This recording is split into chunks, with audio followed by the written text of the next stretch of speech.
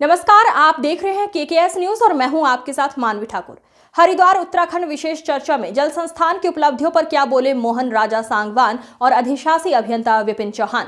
जल संस्थान की कार्यप्रणाली और हालिया उपलब्धियों को लेकर आयोजित विशेष चर्चा में मोहन राजा सांगवान के साथ जल संस्थान के अधिशासी अभियंता विपिन चौहान ने विस्तार से जानकारी दी। इस दौरान अधिशासी अभियंता विपिन चौहान ने बताया कि जल संस्थान ने बीते समय में पेयजल आपूर्ति को सुचारू बनाने, लीकेज कम करने और आम जनता को समय पर स्वच्छ पानी उपलब्ध कराने की दिशा में कई महत्वपूर्ण कार्य किए हैं। उन्होंने कहा कि नई पाइपलाइन योजनाओं, पुराने ढांचे के सुधार और तकनीकी निगरानी से पानी की बर्बादी में उल्लेखनीय कमी आई है।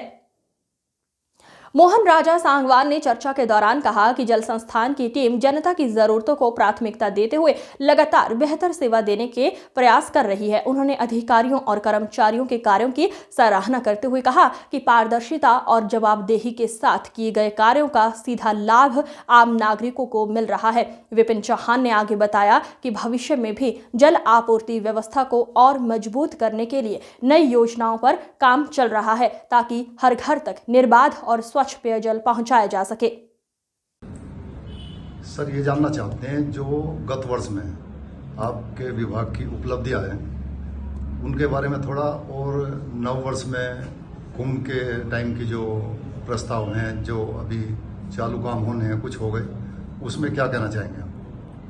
जी, गत वर्ष 2025 में हमने जो प्रस्ताव कुछ भेजे थे शासन में जो अप्रूव हुए हैं, उनमें हमारे कुछ ट्यूबवेल्स हैं। जैसे हमने 6 ट्यूबवेल लास्ट ईयर जो हमने अप्रूव कराए हैं राज्य योजना में या जिला योजना विभिन्न मदों में, तो 6 ट्यूबवेल हमारे निर्माण हो चुका है, जिससे लगभग जो जनपद की जो है 64,000 के आसपास जो जनसंख्या है उसको उसका लाभ मिलेगा।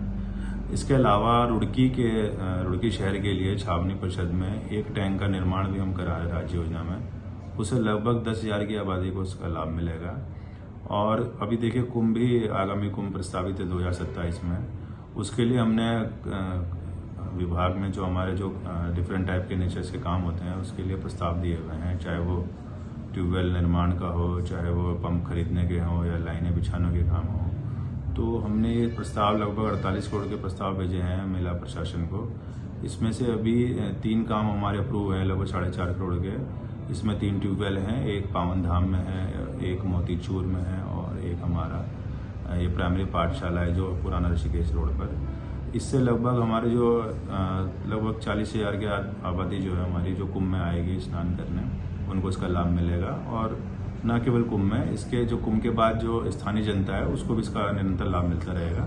तो हमने जो भी कुंभ में काम लिए हैं वो ज़्यादातर परमानेंट नेचर के हैं, जिससे इसका लाभ आगे आने वाले समय भी इसका मिलता है निश्चित रूप से। इसके अलावा ये जानना चाह रहे थे जो जल के हैं, पानी के बिल हैं, उसमें वसूलने की क्या पोजीशन है? जी देखिए, लास्ट ईयर गवर्नमेंट ने पानी के बिलों में छूट भी दी थी, तो उसका भी ज़्यादातर कंज्यूमर ने लाभ लिया था। लेकिन जो लोग छूट गए हैं उसके लिए हमने देखिए आरसी भी भेजी हुई हैं, तो हम आरसी के माध्यम से भी इसकी वसूली करा रहे हैं। हमने लगभग 52 करोड़ के जो बिल है हमारे, उसकी आरसी हमने काटी हुई है, जिसकी वसूली हम तहसील के माध्यम से करा रहे हैं।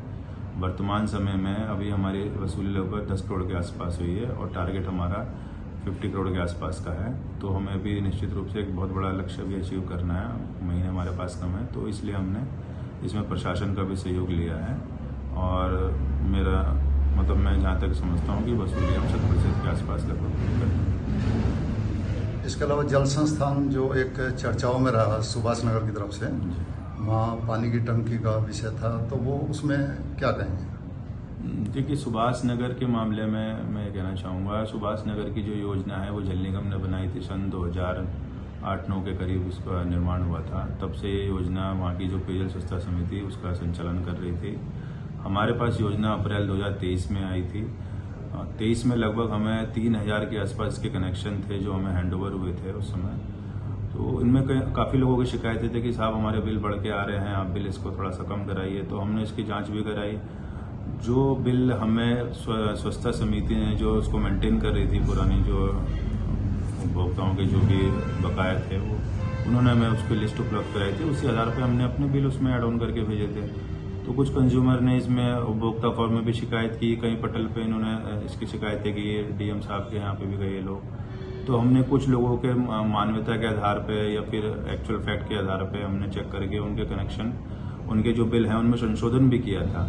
आज की डेट में लगभग हमारे 70 या 80% के आसपास वहाँ पे बिल पूरे जमा हो चुके हैं। कुछ लोगों के बिल बकाया हैं, उनसे भी हम निरंतर प्रयास रहते हैं कि वो भी अपना बिल टाइमली जमा करा लें।